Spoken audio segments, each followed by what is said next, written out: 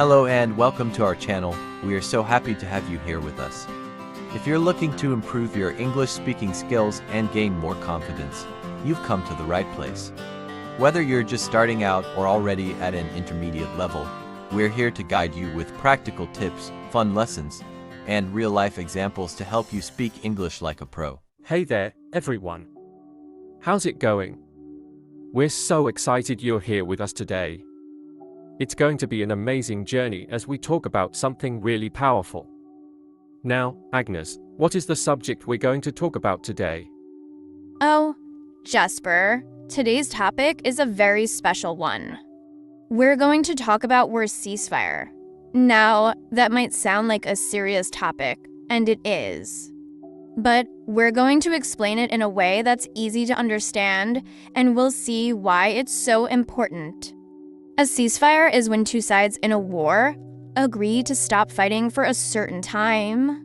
It's like taking a break from the violence and saying, let's stop hurting each other. Does that sound interesting, Jasper? Yes, it does, Agnes. A ceasefire is a huge deal. Imagine two groups or countries that have been fighting each other for a long time. It's like when two people who are arguing decide to stop yelling and listen to each other. It's really important for the safety of people, for peace, and for the chance to talk and find a solution. Without a ceasefire, the fighting could go on forever, and many innocent people might get hurt. So, talking about ceasefires helps us understand how to bring peace to a very difficult situation. Exactly, Jasper. And that's why it's such an important topic for us to talk about today. A ceasefire is not just about stopping the fighting, it's about giving people hope. It gives them a chance to breathe, to rebuild, and to think about how to solve problems peacefully. Imagine how many lives could be saved if countries and groups used ceasefires more often. We know it's not always easy. Sometimes it's hard for people to agree. But even small steps towards peace can make a big difference. And for those of us learning English, this is a great topic because it teaches us about something that impacts the world, and we can practice using English words to talk about important things. Right, Agnes? And before we go deeper into our conversation, we want to say a big thank you to all of you who are listening to this podcast. We appreciate you taking the time to learn with us. We hope this conversation is helpful and interesting as you improve your English skills. And remember, learning English isn't just about grammar or vocabulary, it's about connecting with people and understanding the world around us. So, today, as we talk about the ceasefire, you will not only be learning new words and phrases, but you'll also be learning about something that can change the world for the better. That's a great point, Jasper. You know, a lot of people think that when we talk about war, it's always bad news, and it can be. But a ceasefire is a moment of hope, a chance for everyone to take a step back. It shows that people are willing to try to find a solution, even in the worst situations. That's why understanding ceasefires is so important. They are about trying to make peace, to stop the pain and suffering, and to give people a better future. It's a message we all need to hear, no matter where we live in the world. Absolutely. And just like Agnes said, this is a chance for us all to learn not just the language of war, but the language of peace. We can talk about difficult topics in a way that helps us grow and understand each other better. And now, we want to go deeper into how ceasefires happen and what it really takes for them to work. But before we do that, I just want to say thank you again to all our listeners. You guys are amazing for taking part in this journey with us. Thanks, Jasper. Now, as we continue our conversation, let's dive a little deeper into how ceasefires actually work. We've talked about the importance of ceasefires and how they help bring peace, but what does it take for a ceasefire to happen? How do countries or groups come to an agreement to stop fighting? Well, first, it's important to understand that a ceasefire doesn't just happen overnight. It often takes a lot of negotiation, trust, and sometimes even pressure from other countries or international organizations. Think about it. Two sides that have been fighting for months or even years may not immediately want to stop. They might not trust each other, and they might have different goals. So, reaching a ceasefire agreement is not easy. It's a big step forward, but it requires both sides to make compromises. Exactly, Agnes. And what's interesting is that a ceasefire can happen for different reasons. Sometimes, it's the result of a peace talk, where both sides come together and agree to stop fighting for a specific period of time. These peace talks might happen in a neutral location, far from the battlefields, so the leaders can focus on negotiating without distractions. In other cases, a ceasefire might be temporary, maybe just for a few days, to allow for things like humanitarian aid to reach people who are suffering. It's like a pause button in the middle of a chaotic situation. But even if it's temporary, a ceasefire is still a very important step. It gives the people who are caught in the middle of the conflict a chance to heal, to get food, medicine, and help. And that's something we can all understand, right? We've all had moments where we need a break, a time to step back, relax, and think things through. That's what a ceasefire allows people to do, even in the middle of war. That's such a good point, Jasper. And one of the most important parts of a ceasefire is trust. This is something that many people might not think about, but it's absolutely crucial. If the two sides don't trust each other, a ceasefire is very hard to maintain. Imagine you're in a war and your enemy agrees to stop fighting for a few days. But if you don't trust them, you might think they're just using the time to prepare for more attacks. That's a big problem. So, to make sure a ceasefire works, both sides need to prove they're serious about peace. They might send representatives to watch over the ceasefire or even invite international groups to help monitor the situation. This way, they can make sure that both sides are following the agreement and not using the ceasefire for other purposes. Trust is built over time, and it's something both sides need to show each other through actions, not just words. You're absolutely right, Agnes. And trust isn't just about the leaders or the governments. It's also about the people, the civilians who are affected by the war. When a ceasefire happens, it's not just about stopping the fighting between soldiers, it's about giving families and communities a chance to survive and rebuild. Many times, when fighting stops, people can start to reconnect with their families, neighbors, and loved ones. They can begin to heal from the trauma of war, even if only for a short time. It's important to remember that during war, many civilians are forced to live in terrible conditions. They might not have enough food, clean water, or medical care. So, a ceasefire is like a small window of opportunity for these people to get what they need. Think of it as a chance for doctors to help the sick, for children to go back to school, or for farmers to grow food again. These are things we might take for granted in peaceful times, but for people in war zones, a ceasefire can be a life-changing event. Exactly, Jasper. And even though a ceasefire is a hopeful moment, we can't forget that it's not always perfect. Sometimes, people break the agreement and fighting starts again. That's a sad reality. But even in those cases, the fact that a ceasefire happened shows that peace is possible. It shows that people on both sides are willing to try. And that's why we need to continue talking about ceasefires, because even small steps toward peace matter. We also have to remember that while ceasefires are important, they're just one part of the solution. Ceasefires don't solve everything. They give people space to breathe, but the real work happens after the fighting stops. After the ceasefire, both sides need to keep talking.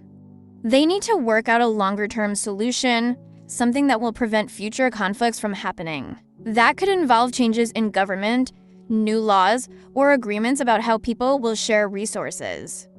But without a ceasefire, none of that can even begin. That's such a great point, Agnes. A ceasefire is just the beginning of a much bigger process. It's like opening a door to a better future, but the door doesn't close itself. Both sides need to continue talking and working together for peace. It's not easy, but history has shown us that it is possible. And it's our job to keep learning about these situations, to help spread understanding, and to support efforts for peace wherever we can. And, we can also learn a lot from the language of ceasefires. If you're learning English, understanding the vocabulary and phrases related to ceasefires can help you talk about peace in a meaningful way. Words like negotiation, trust, agreement, and humanitarian aid are key parts of the conversation, and knowing these words can help you have deeper discussions about important global issues. Thank you, Jasper. I love how you brought up the importance of education and communication in the process of peace. It's such a powerful tool. Now, let's take a moment to focus on the long-term effects of ceasefires. While a ceasefire can bring temporary relief, it's important to remember that real peace takes time. A ceasefire doesn't automatically lead to a lasting peace agreement, and there's a lot more work to be done after the fighting stops. So, what happens once the ceasefire has been implemented? How do we ensure that peace lasts? The truth is that after a ceasefire, both sides need to start talking about how they can move forward without violence. They need to discuss the root causes of the conflict and find ways to address those issues. Sometimes, a ceasefire is just the first step in a long and complex peace process. It can open the door to talks about sharing resources, creating laws that protect everyone, or even forming new governments that represent all groups fairly. Absolutely, Agnes. It's crucial to understand that while a ceasefire is a moment of hope, it's only a small part of the larger puzzle. After the ceasefire, there's still a huge task ahead: rebuilding the country, restoring trust, and healing the wounds caused by the conflict.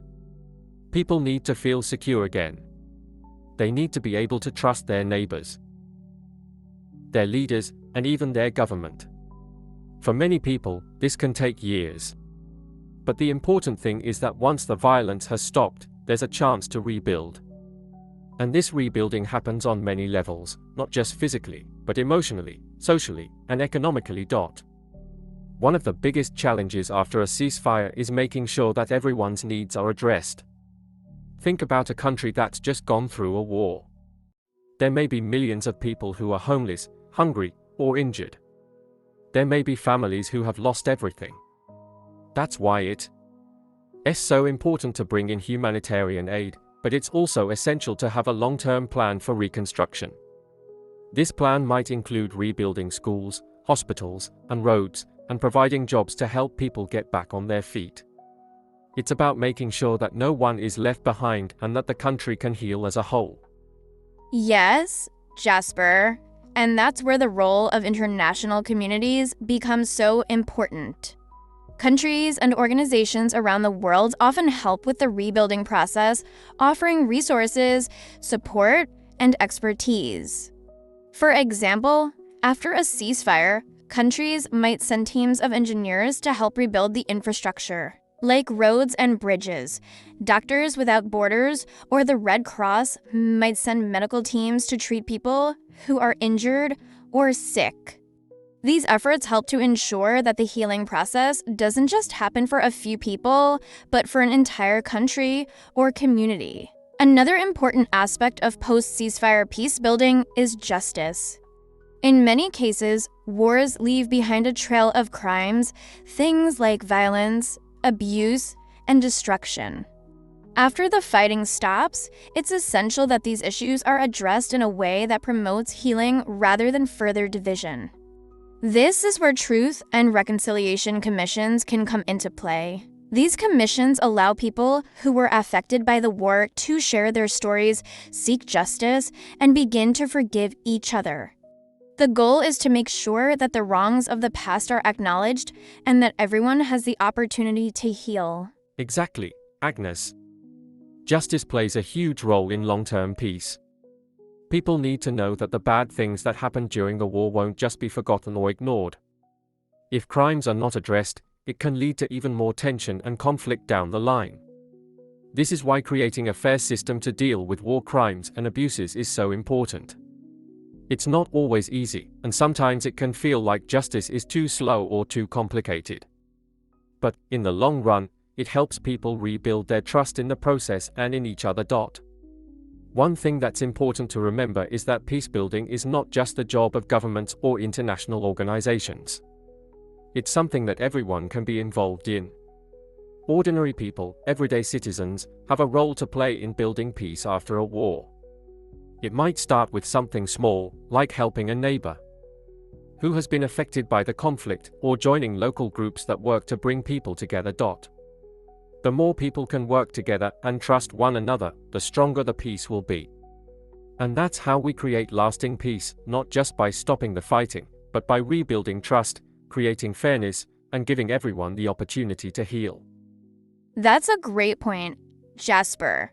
And when we talk about peace building, we can't forget the importance of education in this process.